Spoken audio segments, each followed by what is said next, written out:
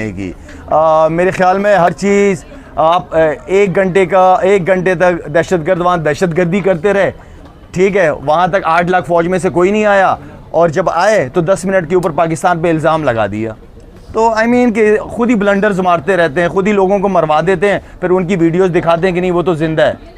तो I mean इस तरह का ना करें। हमने हमेशा देखिए दहशतगर्दी आप किसी कोई भी मुल्क कोई भी मज़हब सपोर्ट नहीं करता, और हम तो हमेशा अमन की, पाकिस्तान हमारा दीन इस्लाम अमन का पैगाम देती है हमेशा। हमने हमेशा इंडिया के साथ अच्छे ताल्लुकात बनाने की कोशिश करते रहे हम लोग हमेशा। हमें काफ़ी थ्रेट्स मिलती रही वहाँ से, टूर से पहले हमें ये भी नहीं पता होता था कि हम जाएंगे कि नहीं जाएंगे।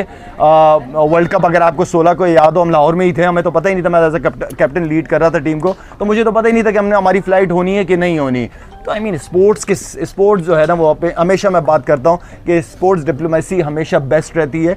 स्पोर्ट्स की वजह से ही आपकी कबड्डी की टीम आ जाती है इंडिया से, यहाँ क्रिकेट नहीं खेलते आपस में। तो करना है तो फिर पूरी तरह बंद करो, अगर चलना है तो पूरी तरीके से चलो। शायद PSL फ्रेंचाइज